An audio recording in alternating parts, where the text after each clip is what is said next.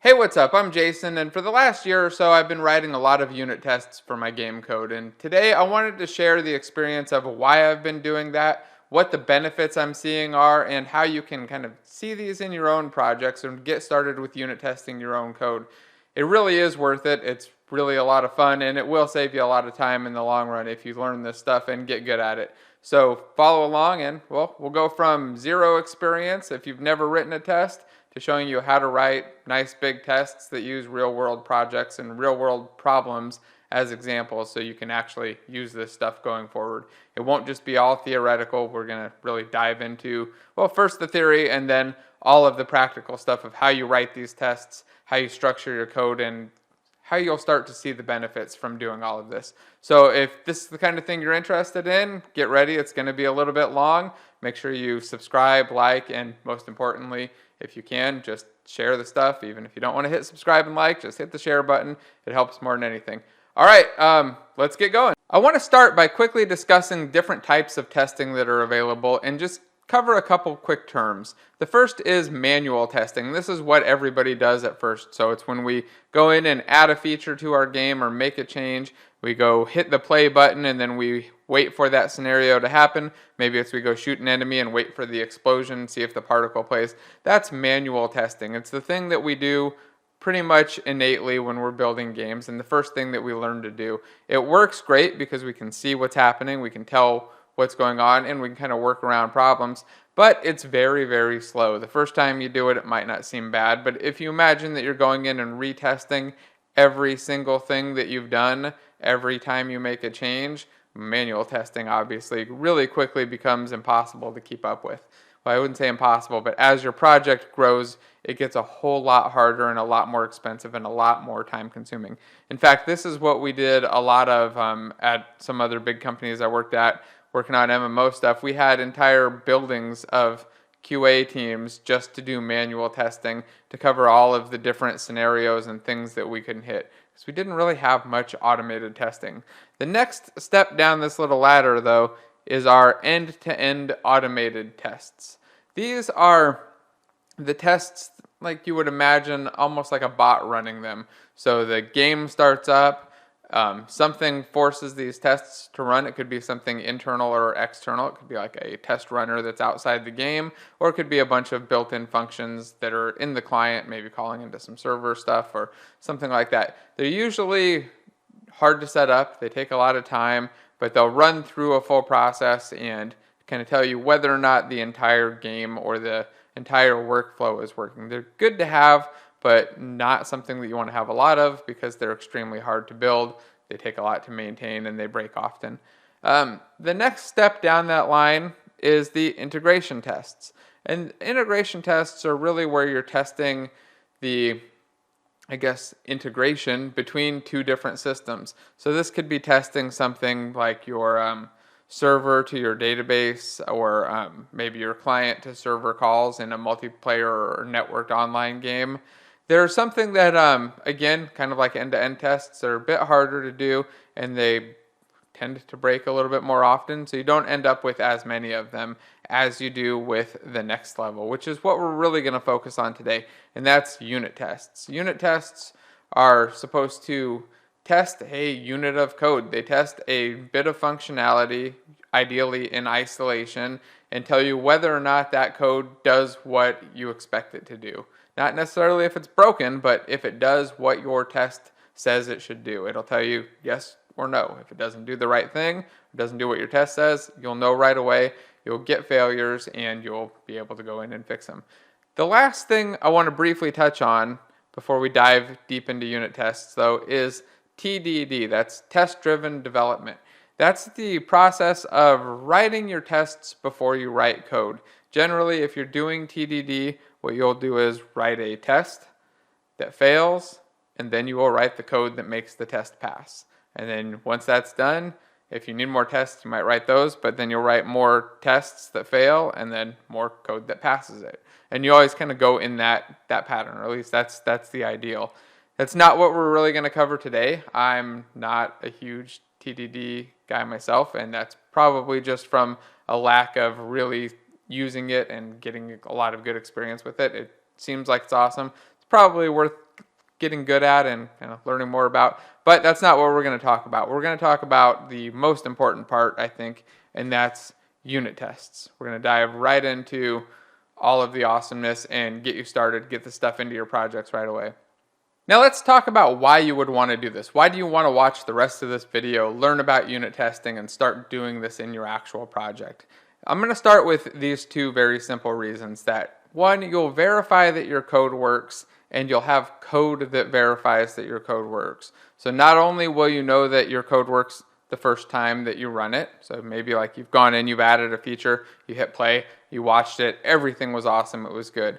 But you're going to know that that code does exactly what you expect it to do all through the future. So even if something it's relying on has changed, or maybe the way that you're calling it has changed a little bit, some of the data that's going into that data structure has changed, or the things that are interacting with the code have changed, you'll know that your code still works. If it stops working, you're going to get a failure, you'll have immediate information about it, and you'll be able to go in and fix it.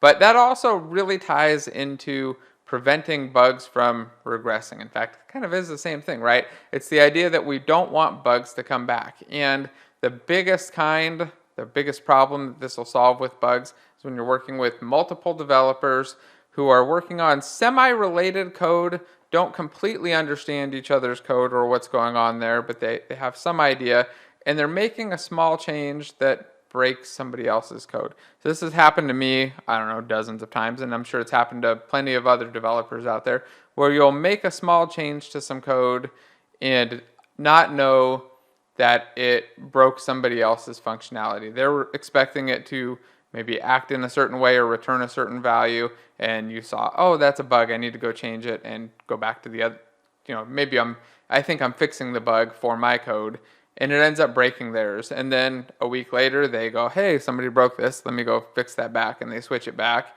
and now my code's broken, and then I go, oh no, hey, look, somebody busted this, let me fix it again, send that bug right back to them, right? And we'll just keep going back and forth, because nobody knows that they're breaking the other person's code. Nobody realizes that's happening. Unless you're really actively communicating and not missing anything, it's hard to know that's what's going on and why it's happening, especially when you're busy throughout the day doing all your normal development stuff, right? This is like usually a small thing that you're not even paying attention to, and you're just like, why does that stupid thing keep coming back? If you have unit tests there, as soon as one of you changes it, you're going to break the other person's test. You're going to realize, oh, okay, there's something going on here. Let's either I can figure this out, or I'll communicate with the other developer who wrote this test, and we'll figure out what's going on and figure out the actual solution so we're not accidentally breaking each other's code. Really important, really helpful. But again, even if you're working solo, you'll still kind of get that benefit, because the ping-ponging, it might happen a lot with other developers. It can also happen with 1 month ago you, and 1 month from now you, and then keep repeating that process, and you'll forget, like, why did I do this? How is this broken? Why is it like this? It's weird. Which kind of takes us on to the next page of things, which are the reasons that I really love the tests. And that first one there is just that I can remember what my code was supposed to do. So I work on a lot of projects a lot of the time, and I bounce around and do YouTube videos and a lot of temporary projects, all kinds of things, or just looking at other people's stuff and helping them out. So it gets hard to kind of keep track of everything in my head, right? If you have one thing and that's the only thing you're thinking about, it can be easy.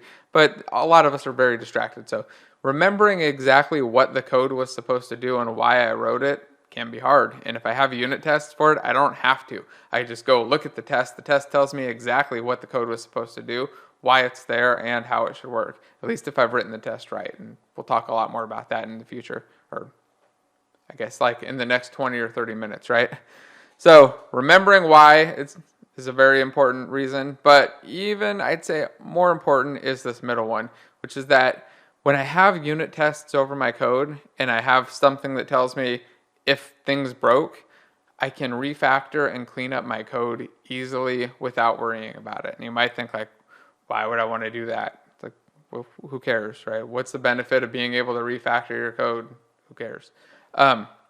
The benefit is really just that I can clean stuff up. I can see an issue in my code that makes things hard, like, hey, it's a little bit hard to make this change here. It'd be nice if my system was a little bit different so that that was easy, so that I'm not constantly doing hard things. I'm able to make it easy for myself to extend and build on my systems. But that only happens if I can refactor and not worry that I've just broken everything. If I don't have tests on these things, I'll make a big change to the system, maybe add in some new layer of functionality, and I could be terrified, like, who knows what broke. Like, hopefully nothing broke, everything seems fine, but I know that there's going to be some random edge cases and some stuff that's going to completely break. Maybe like one character class is not going to work, or one weapon type is no longer going to shoot.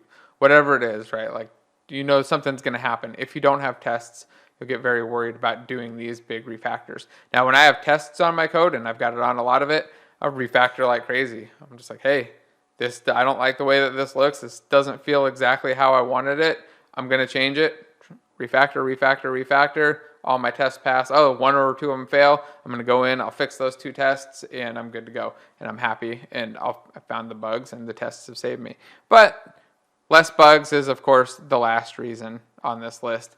And that's obviously not because it's not important. It's just because the other two things were more exciting. But having less bugs is awesome, and writing a lot of unit tests leads to less bugs, especially for me. Part of that is also because when you're writing unit tests, because it's so easy to add in different scenarios and different kind of minor changes, it's easy to test the cases that that might break, and it's easy to think of more cases that might break. There are a lot of things that I wouldn't think to do in game, but I probably could figure out a way to do them in game, and I want to test against those without having to go through that whole process. I want to be able to test, like, if I give this thing bad data, if I give it bad input, is everything going to blow up? Are the players going to be able to cheat? Or is the whole game going to crash and die? Anything bad going to happen? And if I have unit tests, I can test for all of these things, and I can test for them easily. And then I can put in code that checks for the stuff and just minimize my bugs. So let's dive into what an actual unit test looks like now. So we're going to start off with an empty project here, and I've got 2019.2. I think any version newer than this, or even any 2019 version, should be very similar. So to get going, we need to open up our test runner window before we actually create a test. So I'm going to go to Window, and then I believe it's under General and Test Runner now. It could be in a different location. It moves a lot, so just look around for it. When you do that, you're going to get this test runner window that'll pop up. And if you have the assets folder selected down here, you should see this Create Edit Mode Test Assembly folder. If you already have a folder for this, it's not going to be here. But if this is a new empty project like this, this should be exactly what you see. You might be on the play mode side. Don't go to that yet. We're going to talk about those in a little bit. Stay on the edit mode for now. So click on edit mode and then just let it create a folder. It'll name it tests. I'll just hit enter to let it save that folder name. And then I can create a test script in the current folder. So I'm just going to hit that. It's actually going to do it in the tests folder because that folder was selected. And I want to call this damage_calculator. And I left it all lowercase intentionally. So if you're following along and want to do it exactly how I'm doing it, the lowercase part is all there on purpose. Now I'm going to open it up. So I've opened the file in Writer. Just hit enter or double click on it. It opened up. I already had Writer cached, so it loaded quick. And let's give a couple zoom ticks and make it so you can read this a little bit easier. In fact, we don't need the project view. By the way, if you're not using Writer and you're curious why I am, I did a whole video on it. It's really awesome. I highly recommend you check it out. But it lets you see the entire view and run our tests from the editor, or from the IDE, not the editor. Okay, so here we go. We have a class named damage_calculator with terrible naming, right? And Writer's already complaining about it. In the tests namespace, it probably added some using statements. Yep, we got NUnit framework, Unity test tool stuff. And then we got two tests down here. We have a test attribute right here on line 12 and a Unity test one. We're going to talk briefly about what the difference is. But these Unity tests, we're not really going to talk about right now. So I'm going to just delete it. It's really for play mode type tests, or tests where we want to test things over time. And we're not at that point yet. We're going to start with something simple. So I've cut it down to just this one test. A test behaves as an ordinary method. That's the comment. I'm going to get rid of that. And then right here, what is this? Use assert class to test conditions. We'll delete that too. We're going to talk all about that. So our test is defined here with this test attribute, and this is the name of it. We want to change this to be the name of what we actually want this test to test. And I'm going to use my semi-weird naming structure for tests. Feel free to use whatever you like. I just feel like this works well for me. But what I want is to know that my damage calculator, well, what do I want to do? I want this to be a calculator that calculates damage based on mitigation. So I'll say it sets damage to 5 or half with 50% mitigation. So I think it's pretty obvious what I want this to do now. If I have 50% mitigation, it should set the damage to half, whatever this damage calculator is. Now the damage calculator doesn't exist. So this is where we go about, if we were actually doing TDD, this is kind of how we would do it. We'd write up the test and then start creating the class. And we're going to go that route at the beginning. Like I said, I don't TDD stuff all the time, but we're writing a simple test, so we're going to do it just this way. So I've got this code right here, and I need a class to test. So I'm going to go back into the project, go to the assets folder, right click, create a new folder, and call it scripts. Just a very standard Unity folder. We'll go into there, and I'll right click, create a new C# script, and this one I'll name properly and just call it damage calculator. Nice Pascal case, an uppercase D and an uppercase C, just like we should have for regular C# stuff, except for my unit tests that, like I said, I name weird. So there we go, we've got the file loaded in, it's all cached. We'll zoom, zoom, zoom, zoom, and I want to get rid of mono behavior. I don't want this to be a mono behavior, which means I also don't want all of this junk. We don't have start and update. In fact, all I really want here is a static calculate damage method. So I'm going to make a public static int calculate damage. And it'll take in an original damage, like int original damage, or let's call it amount. And then we'll give it a mitigation, so float mitigation %. Let's call it what it is, because that's what I want to be really obvious with the name here. And then let's just say we do something like this. We return amount times mitigation %. But that's not an int, so we'll have to cast it as an int. And we'll just use convert. Convert to int32. That'll just convert our float result. And the reason we're getting a float is because we're multiplying an int by a float here. When we multiply the int here and the float. So we get a float, and we'll just convert it to an int and return that. And then we can go back over to our code and write the rest of our test. If you see an issue, don't worry. We'll talk about it in just a moment.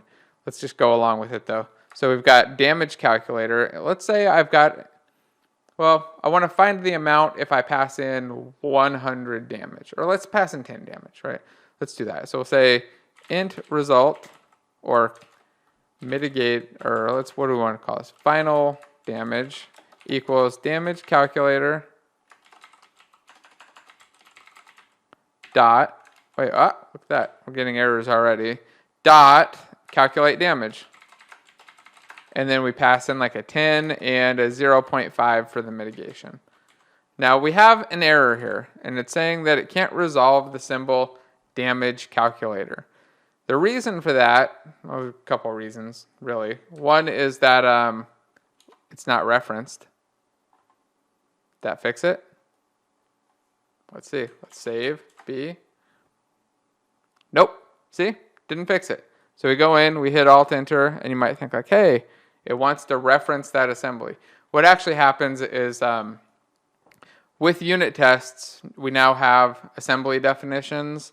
And if we go to the test folder and select our tests assembly definition, that actually got created with the folder when we created the test folder. So when you add a folder, it's not just adding a folder, it's adding a folder and an assembly definition file. In fact, that's literally all it's really doing. It's creating this assembly definition file, and I want to take a quick look at it.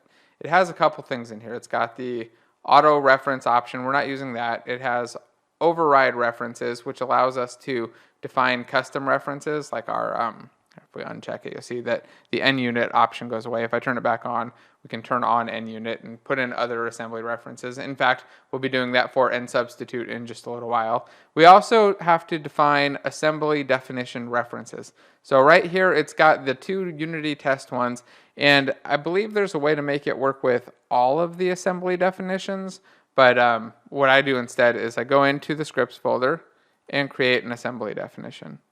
So we just go right here and create a new assembly definition. I'm just going to call this scripts.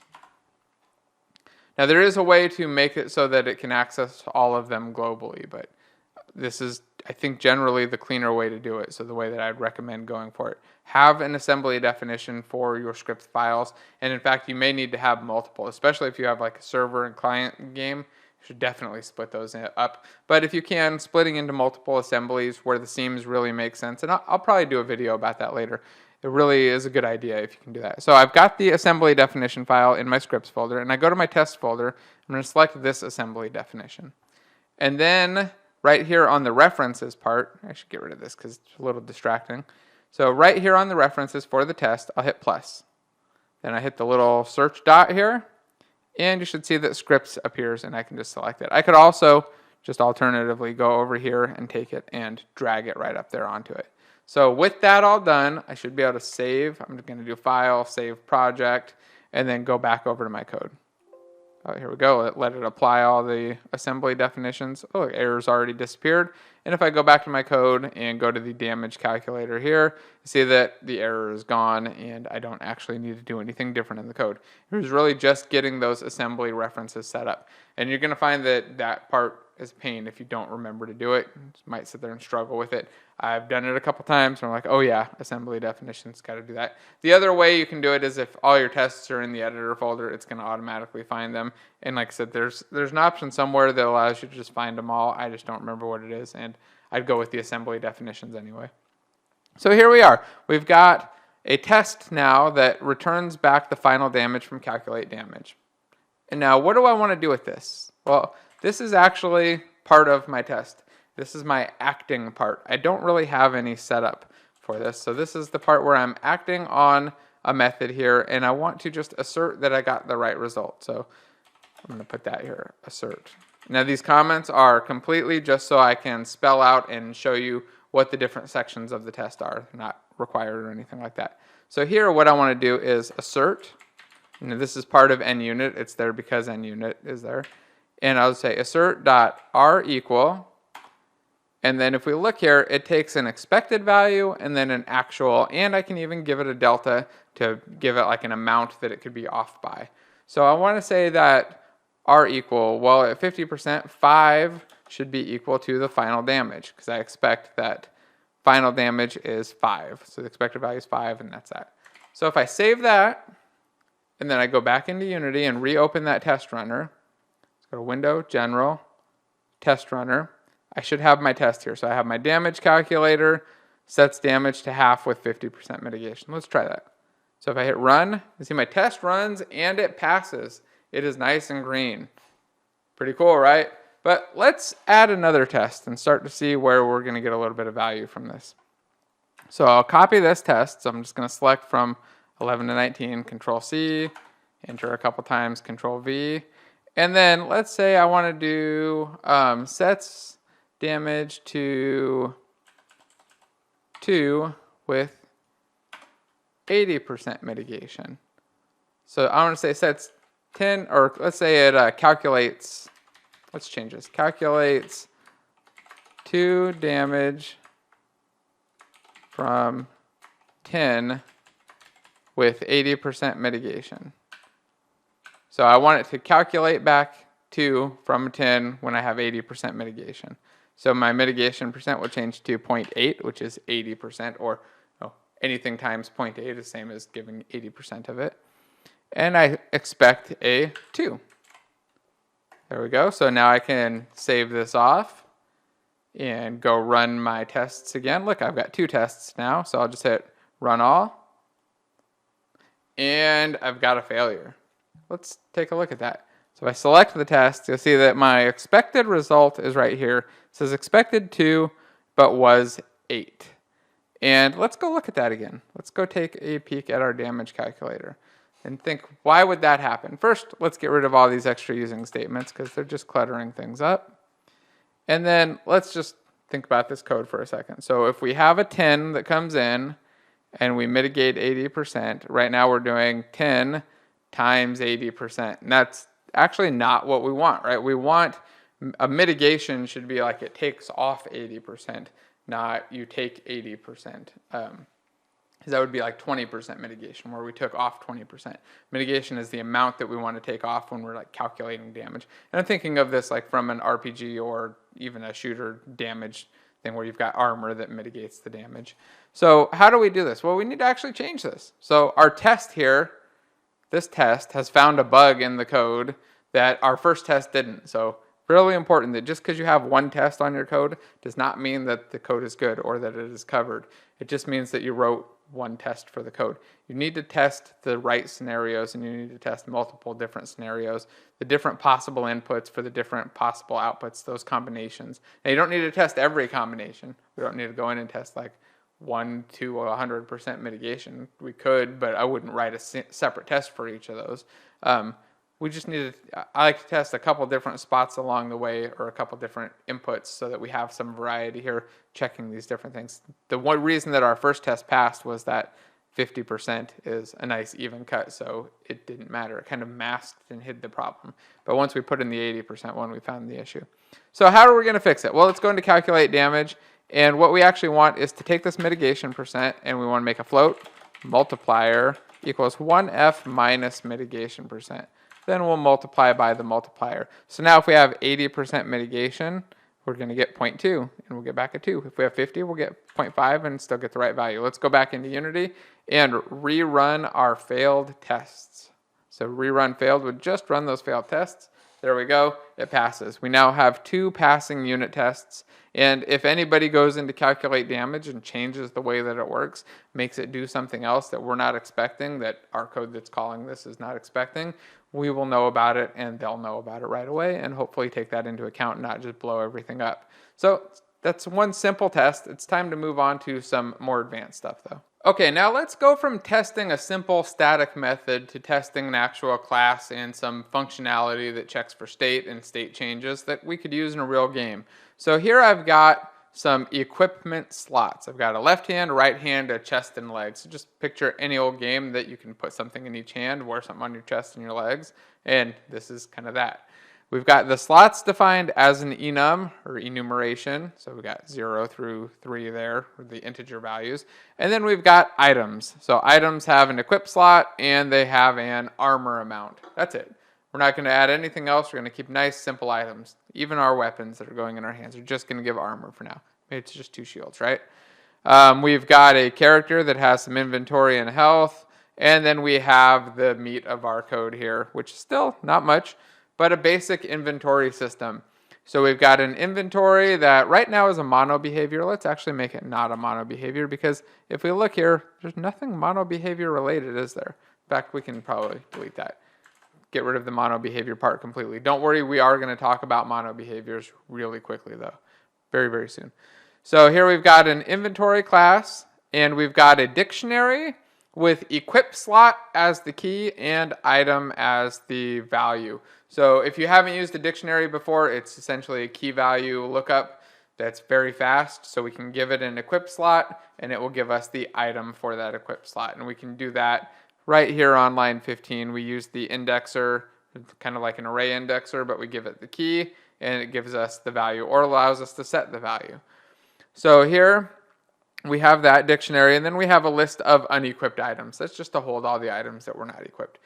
Don't even use it right now, but maybe we'll write a test around it. Then we have a public method for equipping an item that takes in an item. It checks to see if we already have that item equipped. So we use contains key on a dictionary to say true or false whether or not we already have something in that dictionary with that key entry. And if we do, we just move it to the unequipped items, or we add it to the unequipped. And either way, whether we had something there or not, we set it so that we do now. We put this item to be the equipped item. That's it. And then we have finally on line 18 a method to get the total armor. So what I want to do now is write a test that makes sure that we can only put one item in each slot.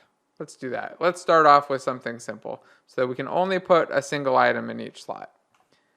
To do that, we'll go back over to Unity. We'll go to our test folder, and we're just going to create a new test class. So I'll go right-click, create, C# script, and I'm going to call this inventory lowercase, because I'm just testing against the inventory. We'll open it up, zoom it way in, get rid of the mono behavior base class, because we don't need that, and all the start and update stuff that we don't need. We could have also just gone in and hit the create test with the test editor button, but creating a new script is essentially the same. It's just the boilerplate that we're going to get. Now I'm going to start with the test attribute. So just add a test and then go to the next line and create my actual method. Do public void. And what do I want this to do? It's giving me an error, by the way, that the missing reference is there. So in Writer, I can just hit Alt-Enter and fix it.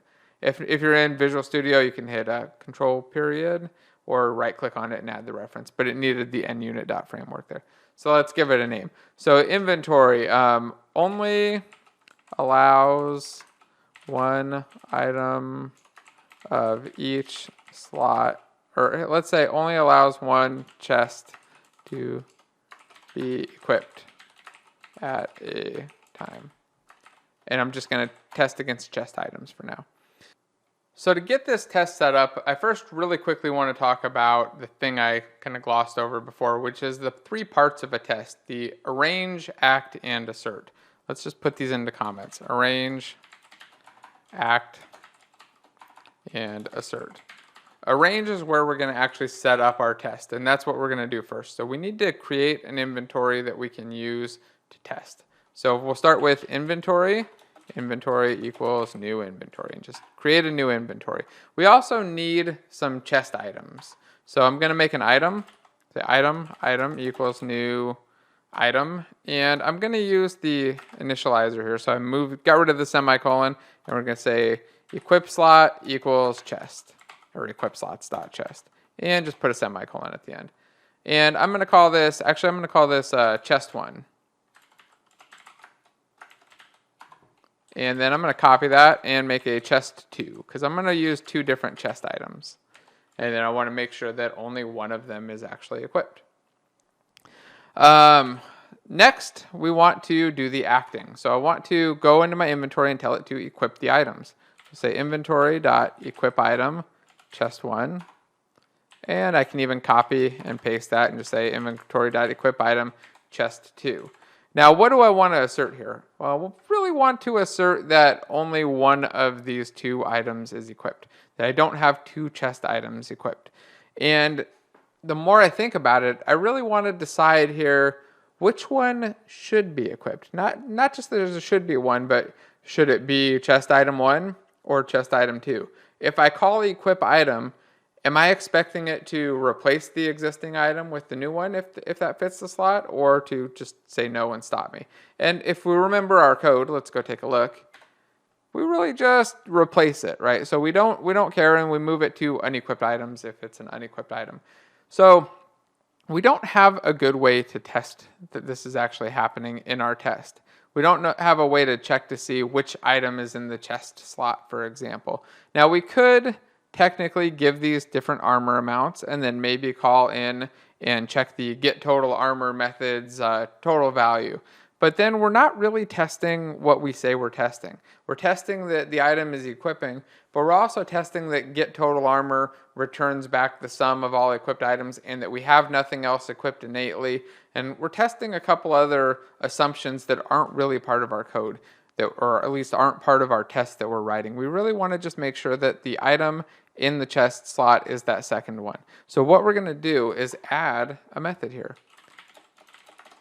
So add a get item and add a equip slot, equip slots. And here I'm just going to return back out the dictionary value. So we'll just say, let's copy this line. If it contains the key equip slot, then we'll return equipped items at equip slots. All right, let's get rid of that S there on the end. I don't like that. So that should return the item, but I have a wrong return type. I have a void, so let's put item here. And then if we don't have it, we'll just return null, because there's nothing there. So save that, and then we can go back into our test and just get the item that's equipped. So say equipped item, or item equipped item equals inventory.get item at the chest slot. And then we can assert.rEqual. Now this will tell us that two object references are the same, or two non-value or two non-reference types are the same too if you have two value types.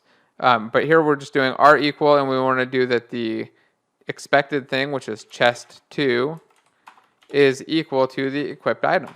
So it's going to tell us that we have now got the second chest equipped in our inventory. Let's try that. So we go back over to Unity, we run the test, and we've got this one test that now passes that says it only allows one chest to be equipped at a time. Cool. So now if something goes in and something changes in our equip item, so say somebody is working on the inventory system and there's a change made that, we don't want, if there's already an equipped item there, we're not going to replace it. You have to manually remove the item first, and then you can add them. Or maybe it's just the call has gotten changed, or maybe it's just a bug, right? Maybe something broke in here and changed, and we don't do this check anymore. Right? We'll know immediately, and maybe just return. Or maybe we say, like, if it contains that, we just return. Right? Maybe somebody's like, oh yeah, there's already an item there. We'll just want to return. We'll go back over when they run it, when they compile, they commit, and automated build tests run off or something, or we just come in and run it. We should see, oh look, it failed. Something's going on there. Let's go take a look and figure out why. Why is that test expecting that, and what is the rest of the code doing there? So this kind of gives you a real quick idea on the inventory, or on a mono behavior, or I said a mono behavior, on a non-mono behavior. My point here is, this is cool, but what if you have a mono behavior? What if you've got an inventory, but your inventory is a mono behavior, or you want to test something that's related to a mono behavior and somewhat mixed up? Like, how do we do this? Because we can't go in our tests and just create a new mono behavior with a new, right? So let's make this a little bit more complicated, and let's dive into a character using inventory to calculate their mitigation, and making sure that that whole process works. It's even more complicated. So to do that, I've got a character here. A character has an inventory and a health on it. Right now, a character is not a mono behavior. We're going to change that in just a moment. First, we're going to write some tests. We're going to write a character mitigating with a chest plate takes less damage. So let's do that. Let's make that our test. So to do that, I'm going to go over to my inventory file, and I'm going to create a new class the way that I usually do it in Writer. Just go public class character taking damage, or character with inventory. So I'll do it just like that, and then I select the name here and hit Alt-Enter, and then I just hit move to, and it creates a new file, moves it there, and I don't have to do anything. Basically, it just keeps me from bouncing back and forth into Unity.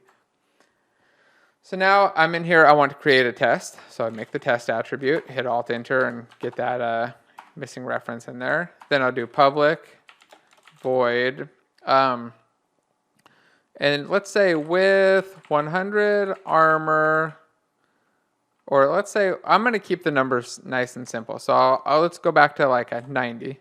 With 90 armor takes 10% damage.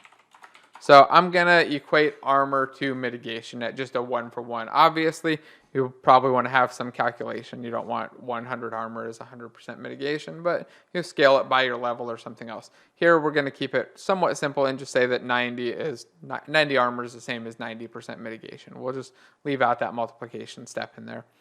So a character with an inventory that has 90 armor takes 10% damage. So how are we going to build this out? First, we need a character. So we say character equals new character. Then we'll need an inventory. So say inventory equals new inventory. And then we'll need an item. So say item equals new item. And we're going to give the item a slot of, let's make this one legs. We did a chest for the last one, and we'll give it an armor value of 40. And then I'm going to copy that. And, well, let's name the first one leg item. And then the second one I'll call right hand. Oh, let's call it shield. We're holding a shield and some pants. Let's name this pants. Pants and shield. And we'll call this the right hand and give this a value of 50. So I've got a shield on and some pants. My total armor value is going to be 90. Now let's equip those items. So this is, again, all in our arrange. So we're still arranging. We're going to say inventory.equip item pants. Inventory.equip item shield. So now I've got my item and my shield equipped. I've got my character. My character doesn't know what its inventory is, though. So let's change that too. Say character.inventory equals inventory. So we're just assigning that inventory. And right now it's just a public property. Really, I probably wouldn't have this as a public getter and setter, but you're going to see this in just a moment, how we'll get around that. So we've got all of that. We've got a character here. It has an inventory, and now we need the method that's actually going to calculate damage for a character. Now, I could do this in a whole separate system. In fact, really, I would. I would have a whole system here for calculating out the damage for this. But we have a damage calculator, and we're doing a demo, so let's stick with that. We'll put it into there. We'll say damage calculator dot calculate damage, and we're going to give it an original amount, like let's just go with 100. Or let's do 1,000. 1,000 damage, and our mitigation percent is actually going to be calculated. Let's see, how do we want to do that? Well, maybe we need some sort of mitigation calculation formula or a mitigation calculator, or we could just pass in our character to calculate damage and let it figure out the mitigation for us. In fact, I think that's what I'm going to do this time. So we'll just pass in the character. Now, obviously, that's going to fail because character is not a float. So we'll go and do calculate damage, or I'll just hit Alt-Enter, and it doesn't want to let me just auto-create. So I'll just go in here, and we will copy it. So actually, I'm just going to copy line 5, paste that down, and we'll replace the mitigation percent with a character.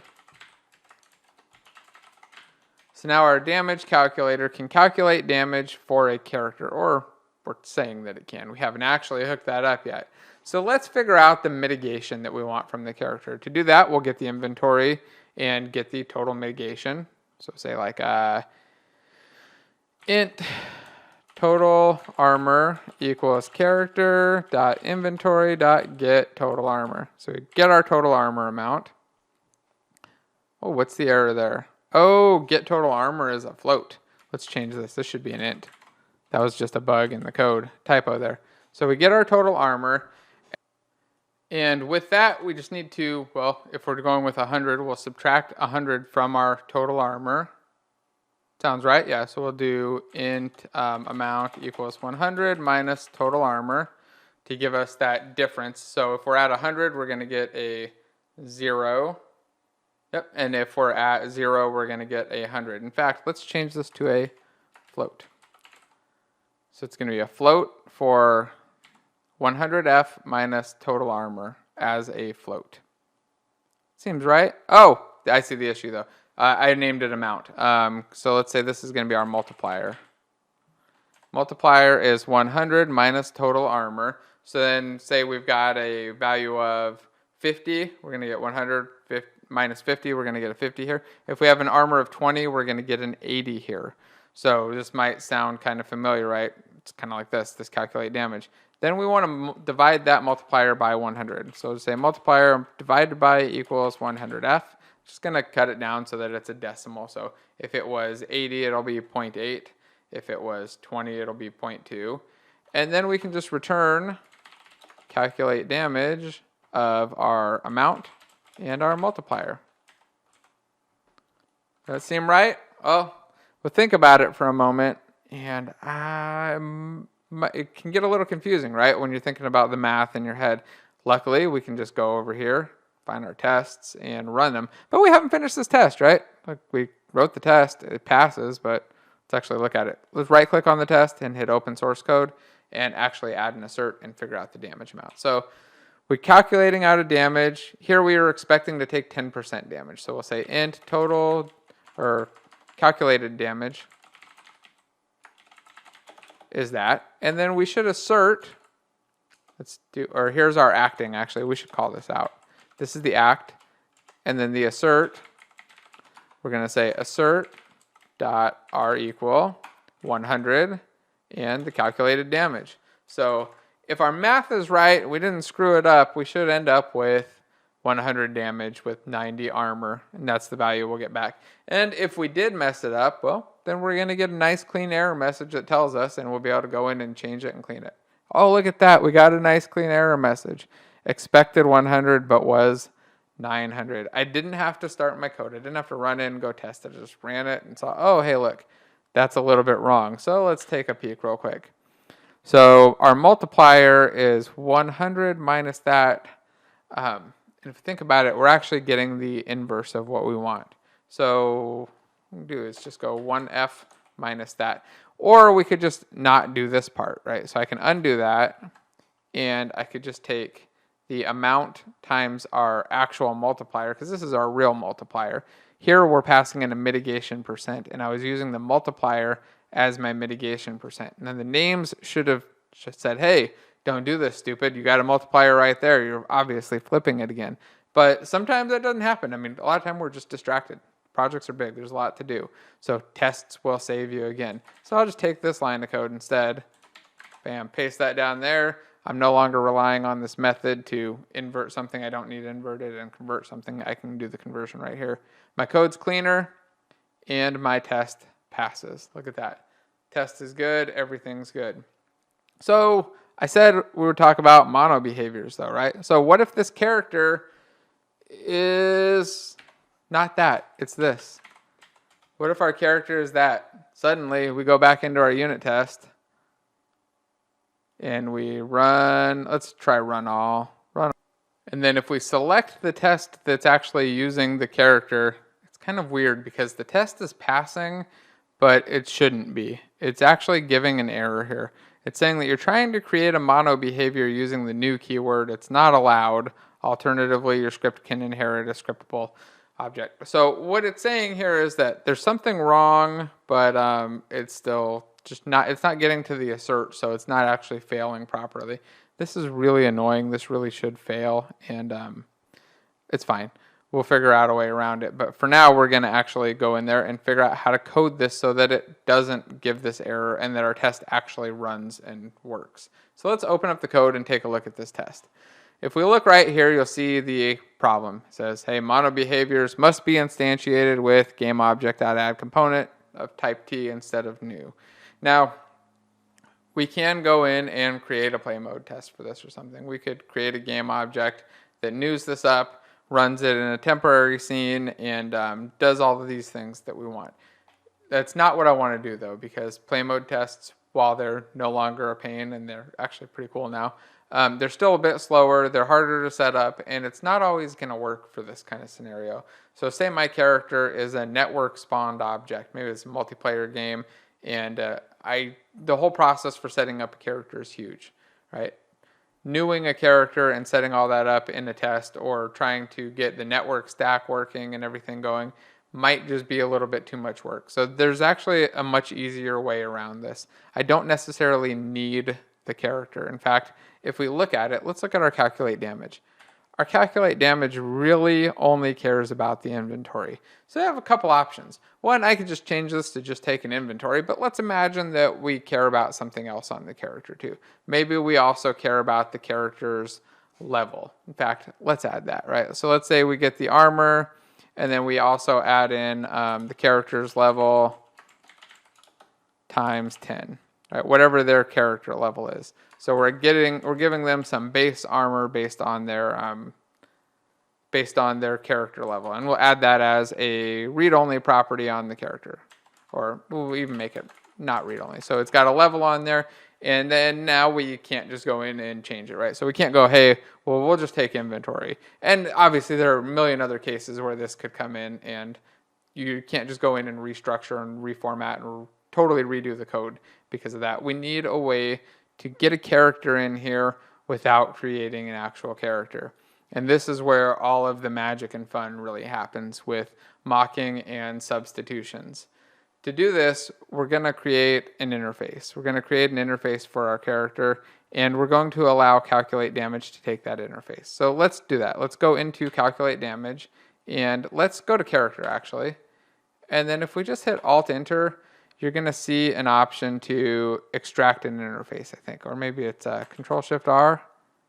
Extract interface, and you'll find this in whatever editor you're using. You should see an extract interface option somewhere. You hit it, and it's going to pop up and show you all of the properties that are available. If I just select these three, it's actually going to generate the interface for me kind of magically, and I'm going to do that. Just hit next.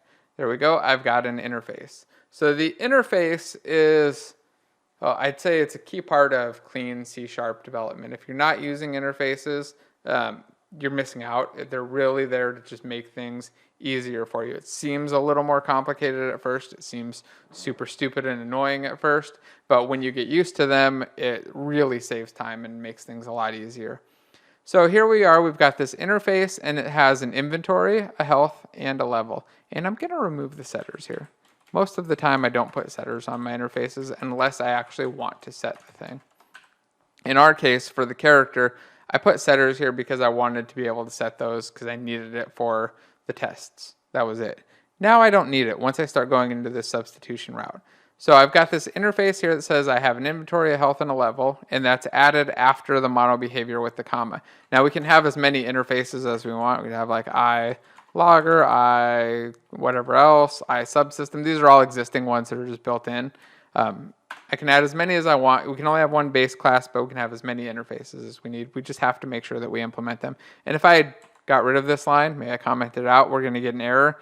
I can go up here and say, hey, it says that the level is not implemented. I could even hit Alt Enter and implement it, and it'll just drop it right back in there and delete out my commented version. So there we go. We've got a interface and a character, and they're in the same file. I'm going to move this to its own file. Again, nice shortcuts in Writer. They're also available in Visual Studio though. And then we're going to go back over to our damage calculator, and we're just going to make a little change. Watch this. We're going to take character and put an I there. It now takes an I character. So our calculate damage doesn't care that it's an actual character, only that it implements this I character interface, meaning it has inventory, health, and a level. That's it. So we've already simplified or added an interface and complicated things, but we've simplified what our damage calculator relies on. It no longer relies on a concrete implementation of a character. Now let's go to the tests. So if I go over here and be like, okay, well, we're almost there, right? We'll just change this to I character and see more red errors. That's because you can't create a new instance of an interface. It's just like a mono behavior, right? So what was the point of that? Kind of stupid, right? We just wasted a bunch of time. Nope. There's actually a shortcut. There's a trick. And what that is nsubstitute. Here it is, and you'll want to download whatever the latest version is. I'm just grabbing 4.2.1. You download the zip and open it up. It doesn't really matter though, because we're actually going to pull out an older file that's in the docs folder. It's a little bit weird, so I wouldn't worry too much about the version if that changes. Once this file is open, there we go. We go into nsubstitute and we go to docs, downloads, nsubstitute 2.0.3.0 zip. Open that up, go into the lib folder, the .NET 3.5 folder, and take this nsubstitute DLL. So this is kind of the full path. If you're not sure where to find this, I know it's a pain. Hopefully it just somehow gets built into the editor eventually or something, or becomes a package, but this is where I get it for now. So copy that file, and since I'm like super deep clipboard wise, what I'm going to do is just take mine and drag it onto the desktop so that it's there, and I can just pull it from the desktop into my project. Because if you're in a zip, especially in a zip, and you try to pull a file into Unity, it's not going to work. It's going to say, hey, no, here's the little cross. No, don't do that. So just get out of it, take it out of the zip into the desktop, and then here. So I've got it on my clipboard right here, or on my mouse, but I need to put it into my project. So I'm going to go to Assets, right-click on the empty folder here, hit Create Folder, and make a Plugins folder. Then I'll go into the Plugins folder, and I'm going to drop that nsubstitute DLL right in there. Look at that. Beautiful. So I've got nsubstitute in. I really only need editor. I don't need anything else. So I'll just check editor and hit apply because I'm only running edit mode tests right now. But I need to do something very important. I need to go to this test folder, select my test DLL. Oh, let's apply that other one. Or select my test, not DLL, the assembly reference file or assembly definition file. And I need to go to assembly references and hit plus. In here, I need to select nsubstitute, and then I need to make sure that I apply that change. Otherwise, I'm not going to have access to all the nsubstitute stuff in my unit tests. Very important part. Make sure that you get that checked. If it's not there, it's not going to work. Also, since I said nsubstitute to only work in play mode or edit mode right now, it won't work in your play mode test. So if you're doing play mode tests, make sure that you've changed that to not be set to edit mode only. And that was right here, this editor only option. Okay, so let's jump back in and try building and see what happens. Oh, it built, but hey, we still have the same error. Probably like, what the hell, Jason? You said this was going to fix it. It was magic. And it is, but we have to change the syntax just a little bit. Instead of saying new character, we're going to say we want a substitute. And like you can see, writer's already figured it out. .for, and then we give it the type of iCharacter.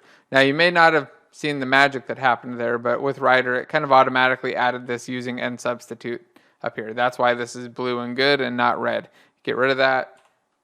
Obviously, you're going to have an error, and it's going to say, hey, add the reference. So it added the reference for us, but we're now getting a substitute character. Cool. We have an interface for a character. We're getting close, but we still have an error here. We have this inventory equals inventory that's failing. That's because since it is an interface, it's an interface and the inventory only has a getter, we really don't want things changing a character's inventory. We have to change the way this works a little. Instead of setting it, we do dot returns, look at the magic here, and then we give it the thing that we want to return, which is our inventory that we've created up here. Now, it's important to note that if I did something like this, so if I said like, hey, it returns a new inventory, and try to access this, every time I access this, I'm getting a new inventory. It's not getting one, holding a reference to it and keeping it around. It's just literally returning back a new inventory every time. So when you're doing this, you probably, most of the time, want to cache the thing that you're setting it up to return. Well, I think that's it. I think we can now actually call our test. And our test is now going to make it so that our inventory, or nsubstitute is going to make it so our inventory for the character returns back this inventory, and our calculate damage method should work. Let's hit run. Play. Look at that. Beautiful. It all worked. We got this all kind of running, and it didn't matter that our real character is a mono behavior because we just use the interface. We pass that along, and everything is kind of magic. Pretty cool, but there's even more cool stuff to cover. So we need to talk about a lot of other fun, important things. We still have to talk about play mode tests, and we need to talk about checking to see whether or not something was called. Sometimes we can't just check state, right? Sometimes we want to make sure that a thing actually happened. Not that a calculation happened, but that an event fired off or a method was called or something happened other than just a value changed. Did it give us the right value or did it return back the right value? Because so far, that's what we've done. A lot of, did this thing return back the right value? Well, actually, I take that back. We did do a little bit of a test here to make sure that a thing got set to the right value. In fact, that's kind of where we're going to extend. So in our inventory system, right now we have a get item, we have a get total armor, and an equip item. But let's say I've got an inventory where when something changes, I want to, send a message to the client and say, hey, go show this item visually, or hey, you just put on your pants. Like send some message to them, right? Well, let's keep it simple and just go with like a text message. But you can imagine this could be anything from swapping a UI element to sending a message to the client or something else, maybe sending a message to everybody around or doing some other random thing. So what I want to do is make it so that whenever we equip a new item on our character, then that character gets a message that says, hey, you just put on whatever. So let's do that. To do that, we're gonna have to think about this for a moment. How would we set it up? I think what we'd want to do is make it so that whenever we equip an item, we tell our character, hey, this new item has been equipped. And then you can go do whatever you want with it, right? So how would we do that? Well, we'll make a method, or actually let's do it in equip item. Let's say our character, underscore character, dot handle, or on item equipped.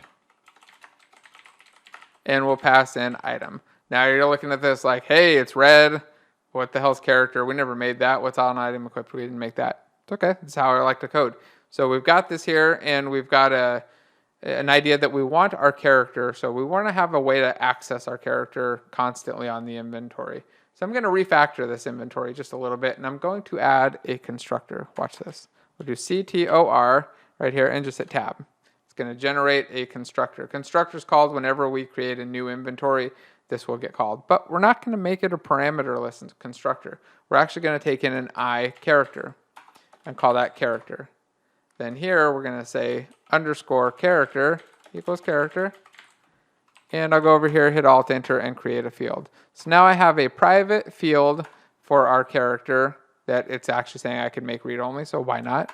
I hit Enter and make it read only. And this is going to keep track of the character for this inventory, or the owner of the inventory. By the way, the read-only property here just means that once it's set by this constructor and only by this constructor, it can't be changed again. So it's just saying, hey, nothing can change this. The reason you do that is so that you don't accidentally change it. If you're in a scenario where the owner or the character for a thing is never going to change, then making it read-only might seem like a little extra ceremony, but it's really just there to make sure that you don't accidentally do a typo and change that or make it null or do something weird to it that you didn't intend. So there we go. We've got our character. It's now cached in our inventory. In fact, let's shrink this down. Our errors aren't really valid anymore. By build, they'll go away.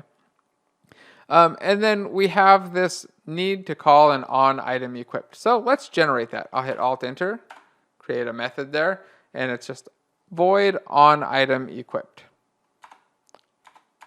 That works. I want to change this to an action though.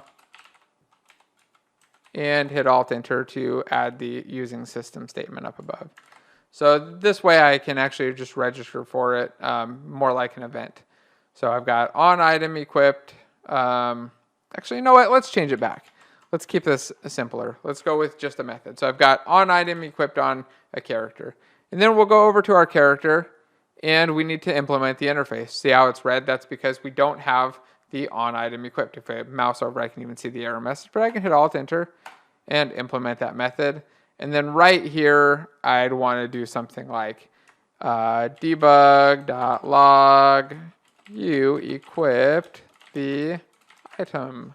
And I'm going to put a $sign up here so that my string interpolation works. By the way, if you haven't used string interpolation, it's a great feature in C#. You basically put a $sign before your quotes, and then you can put the little brackets here and a variable inside, and it will just to-string the variable. If it's a string, cool. If it's a number, it'll turn to a number. Here, it's just going to do the game object's name. I don't care, though. I just wanted something here to say that I've equipped the item. In fact, I'll even do it like this.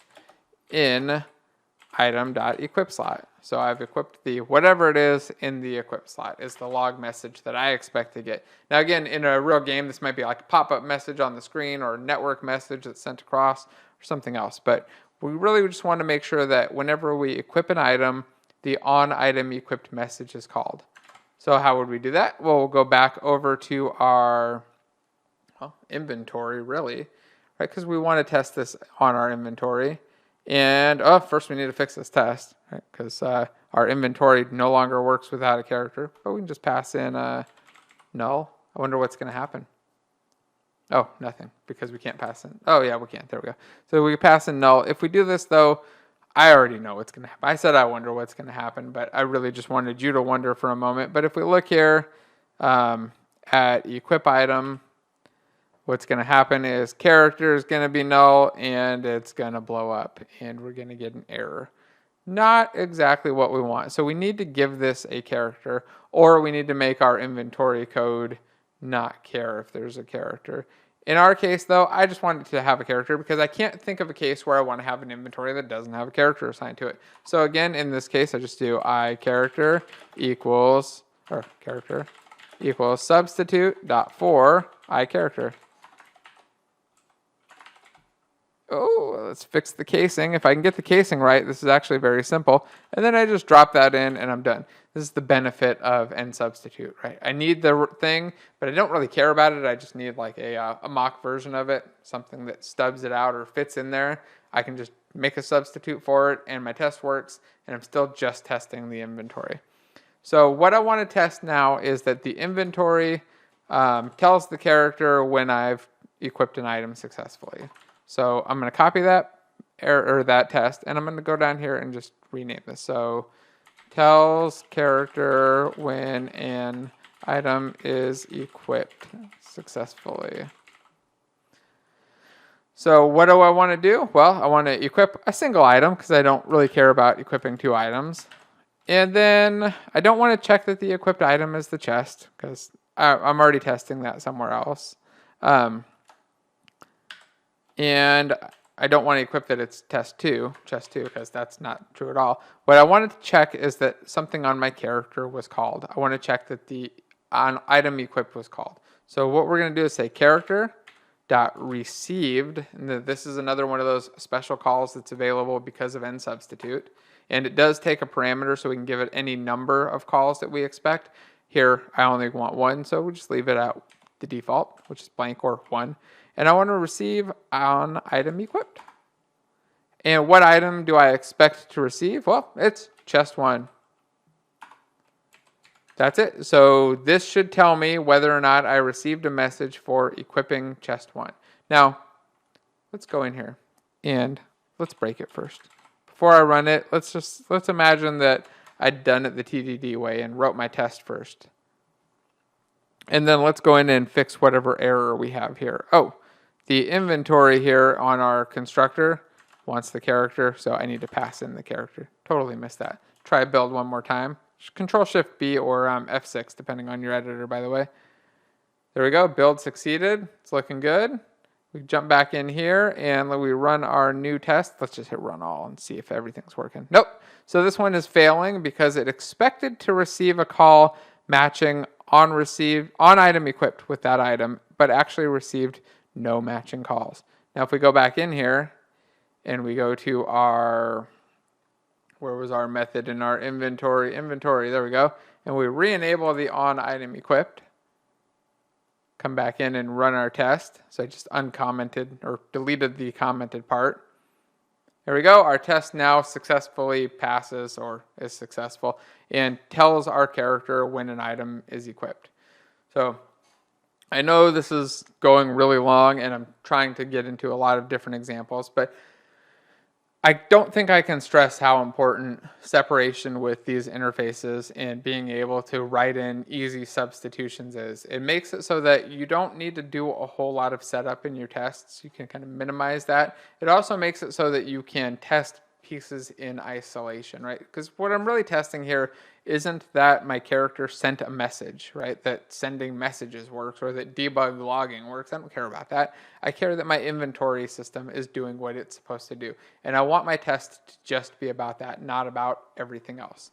So getting the separation with these interfaces is what's going to really kind of make that happen and make that easier. Also, writing tests will kind of lead you in that direction where you'll start to see that writing these interfaces makes a lot more sense and makes things easier for you to write tests and to have just clean code long term. So before we wrap this up, I said I was going to talk about play mode tests, and I want to do it because I think it's important and it's something that a lot of people are interested in, something that there's really not much coverage of. And I'll probably end up doing a full, totally separate video just on play mode tests because I think I can go on about that for hours. But let's go over the basics real quick. I've got my test runner here, and I want to create a play mode test assembly folder so that we can actually make play mode tests. So I'll go to the assets folder and hit create play mode test. And I'm going to call this play tests. Now I have the option to create a test in the folder, but I want to open it first and take a look at it. So let's look at the assembly definition that's in here. Notice the difference. It is not only editor. That's pretty much it, right? The other one was editor only, And this one is any platform because it's play mode. It needs to be able to run an actual test. Like it needs to be able to run in real play mode. A play mode test is going to actually start up a scene. It's going to create your objects, run and let them kind of do their thing, and then let you test that stuff actually worked over time the way that you expected.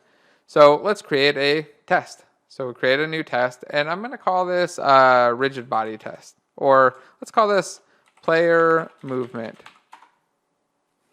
And we'll make a simple test that checks to see that if we give input, we can move based on that input. I think that that's simple enough to explain and go over in a really quick time, but show so that we can have a thing moving. The first thing I want to do is, well, after zooming in, delete this other test. We're not going to use the regular test attribute here. We're going to use the Unity test attribute. And then I'm going to change this so that it's not named something that doesn't make sense. We're going to make it player movement with positive vertical input moves forward. Simple enough, right? So that if we have positive input on our vertical axis, our player will move forward. Now we need to make a player class. So let's do that. I'll go over to my inventory script, go to the bottom, say public class player mono behavior, because we're making a mono behavior to test. And then I'll go select it and move it to its own file. Again, nice, simple way to do it without going in and right-clicking in Unity, because I just find that to be a little bit slower. Now our player is going to have an update because we want it to move, and we want it to move based on player input. So we'll read the player input. Now we generally would do something like this, right? Like var, or let's see, float vertical equals input.getAxis vertical. All right, we read that vertical input, and then we could move based on the input. Let's say that our player has a, well, let's just add a rigid body to it. So our player is going to expect a rigid body. Let's go in here and add an awake. And we'll just say rigid body equals get component rigid body. So we're just going to assume that we have a rigid body on here, and we'll create a field for it. In fact, we could even have the require component type of rigid body up here, just so that we know, hey, this requires a rigid body. So we've got a rigid body here, and we want to just add force in the direction of it. In fact, the other thing I want to do is say that rigid body.useGravity is false, because this one, I just want to test him. It's just moving around. I don't want it doing anything weird with the gravity and falling. So here we're going to say rigid body.add force. Oh, let's give it a vector. Let's just do vertical, or let's do 0, 0, vertical. So times move speed. And we need to give a move speed here, just so that we have some float, whatever, 100 F. So what we're going to do now is add force in the vertical direction times 100. Very, very, very simple. Right, so how do we test this, though? Because we can't, right? If we want to try to test this the way it's written right now, we really can't. We can't just go in and change the value of this axis. So we can't see what this thing is doing if it's actually moving. So we need to make a small change. And what we're going to do is wrap our input. So instead of reading input.getAxis, we're going to read player input.vertical. Just do it like that. So say we're going to read a player input.vertical, but now you're like, hey, player input doesn't exist. What's that? Well, let's create it. So we'll create a type for it. It's going to automatically create a class, and I'm going to make it public. Just because I like to keep it public or private for these. No need for internal and extra complication. So we've got a public class player input, and it needs a public float vertical. And that is going to return input.getAxis, you might have guessed it, vertical. Now, if you've never used an expression body property before, this is the same as writing a getter with a bunch of parentheses and the words return input.getAxis. So we're just kind of shortcutting it so we don't have to write as much code. Now, I want an interface because I need to be able to swap this in and out. I need to actually have a reference to it in my player, and I need to be able to swap it in and out. So we're going to add an iPlayer input interface. In fact, this time I'm going to go down here and type it. Public interface iPlayer input. And we're going to add I almost typed the word public. I do that a lot, but we're going to add a float vertical with a getter. Now you don't need public because interface means the public parts of it, so it's always public. Now I'll copy that interface right there, put it up here, so that our player input is now implementing iPlayer input. And, oh, whoops, I messed that up. That's not a comma, should be a colon. There we go, a colon right there. So now we've got a player input that implements iPlayer input, and we've got an interface for that. I'm going to move this to its own file, and we'll move iPlayer input to its own file as well. Just get those out of here. Now, what are we going to do? Well, we still have this, and that's definitely wrong. We need to actually create an iPlayer input here. So we'll say private, or actually let's make it public. iPlayer input, player input with a getter, and that's it. So now our player would generally create a new player input or have a player input assigned to it. What we're going to do instead is now be able to mock this. So imagine we're doing our setup of it. Maybe we have a setter for the player input where we set the player input. Probably not on this property, probably in some sort of a setup method like an initialize player. Probably do something like this, like public void initialize player, iPlayer input, player input,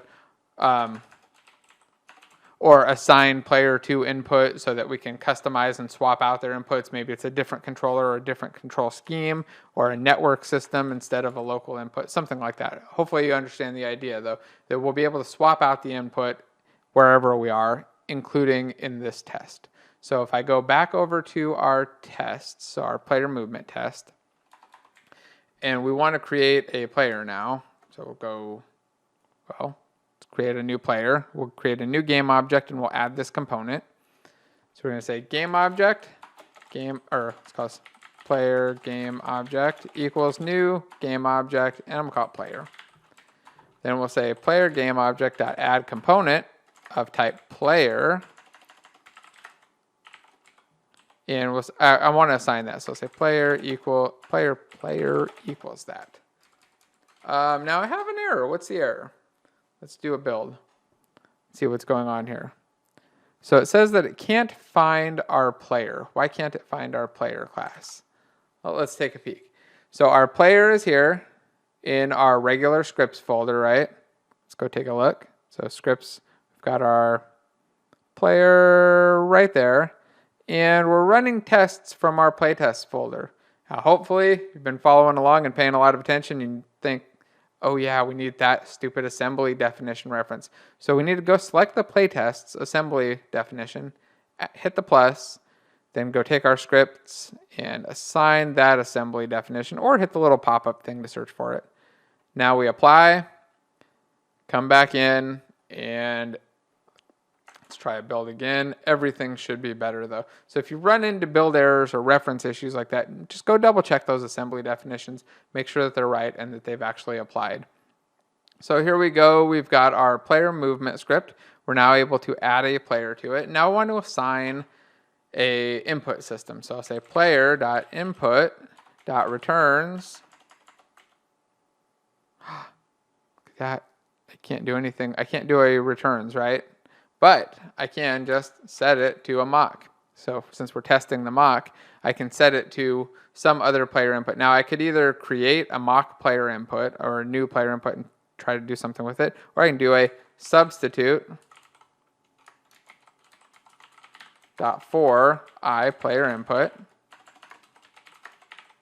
and add the using statements here. So we need the using statement, but look, same error, right? Nsubstitute, it's not working. We didn't get a using statement up here, did we? Oh, wait. Oh, we did. Let's try building though and see if we get an error. Yep, so we get an error that substitute went away and that player input can't be assigned. So actually what I'm going to do is make this just assignable for now because we're actually testing the mono behavior. And then we'll look at the error and see that we're still getting the problem here. At least we should. Yeah, nsubstitute can't be found. Now the reason for that is that we have on our nsubstitute assembly, this DLL here, only editor selected. Remember I showed that before. And I need to actually select standalone as well, and then hit apply. With that, I should be able to do my tests in play mode. But I need to go back here and select this playtests assembly definition and just make sure that my references are still good. So as soon as it finishes doing my selection, there we go, let's hit apply. And we go select this assembly definition. You can see it's spinning right there. We should, let's try that one more time, reselect it. I want to make sure that nsubstitute's actually referenced here. So there we go, we add it and reselect nsubstitute and hit apply. And I'm going to go double check it on my test folder as well, just because I'd made some changes to that DLL and I just want to make sure that it's updating and that the DLL reference didn't break. Cool. So that looks good, and it looks like our error messages are gone, so we should be able to jump back into the code, and yep, it turned blue. If I do another build, everything should be good. Cool. So what are we doing all that for? Why are we creating this substitute? Oh, here I'm doing it kind of stupid, right? Because this substitute is being assigned, but it's not doing anything. What I want to do is say player.playerInput.vertical.returns 1. So now I can assign the value of vertical to this mocked in input and test the actual player without needing real input and without needing to write code to test the input, right? I just say, hey, vertical returns 1. I wrote 1 line of code. Nothing special at all. So if I've got a vertical value of 1, now I just want to make sure that my thing actually moves forward. So instead of just yielding returning null, let's do yield return new wait for seconds. And let's do something long, like 10 seconds, because I want to really show what's going on here. So this should move us in our forward direction, right? But first, let's do something a little bit more fun too. Let's add a cube to our player, just so we can see him. So I'm going to say, what do we want to call this? Let's say var cube equals GameObject.create primitive cube. Primitive type cube, and then I'll say cube.transform.setParent to the player game object.transform, and we'll just zero out the position. Vector 3.0. So here we're just creating a cube that's a child of our player that's going to move along with it, just so we can see it visually and see what's happening there. So let's go to our tests. So I'll go to Window, in General, and Test Runner. And now I go to the play mode tests, and I have my one test here, and I'm going to run it. So the test is running. I don't have a camera though, look at that. You can see stuff going on here in the hierarchy, but nothing's showing up here because there's no camera. So what do we do? How do we know what's going to happen? It ran for 10 seconds and it passed. Not super helpful, right? Because we haven't actually asserted anything, and I don't really know what happened. So what I'm going to do is take my game view and just drop it down here, just kind of get it out of the way for a moment. So there are scene views here, and I'm going to rerun the test. And, oh, you might have seen something just go flying by. I'm going to pause. I just hit pause, and I'll go select the player. Just hit F to go to it. And let's just step forward 1 frame. And look, we can actually see it is moving forward. So it's moving along that Z-axis. It's doing pretty much what I would expect it to do. Now, if we go back to our code, we can do some asserting here. So let's assert .isTrue, and I'll just assert that the player.transform.position.z is greater than 1 or greater than 0. Really, it should be more than 0. If it's moved in the forward direction, it's going to be more than 0. And I don't need to wait this long, right? I'll just wait like 0.1 seconds. So now I'm waiting 1/10 of a second and making sure that it's actually moved in the right direction. In fact, I could even assert that these are equal. Like say R equal, that the Y position is 0. So do like a R equals 0 comma Y position. And I'll copy that and paste it again. I could do the same for the X, that it's only moving in that Z position. I could come back here and run that test and see almost immediately if something else is making it move in a different direction, which, hey, look, it looks like it is. So what is it that's in the wrong position? let's take a peek and see. So it says line 27. If we look over here, it's player movement colon 27 means line 27 is where the error is. It's saying that it actually hasn't moved. So the Z position is not greater than 0. I might need to just give it a little bit more time to start moving though, because I'm adding force here in my player. I'm doing an add force. I'm not just physically moving it. So it might take another frame to just get going and move. So let's do that. Let's rerun it with a slightly longer delay. And we're good to go. And I found that in a lot of Unity tests. When I write the play mode tests, they generally need a little bit of time because game objects need some time to change and do their transitions. Rigid bodies speed up. They don't immediately go to a speed unless we set the velocity or something. And you'll find that just throughout general game object stuff that you're kind of waiting a little bit longer. And that's why play mode tests are so much slower.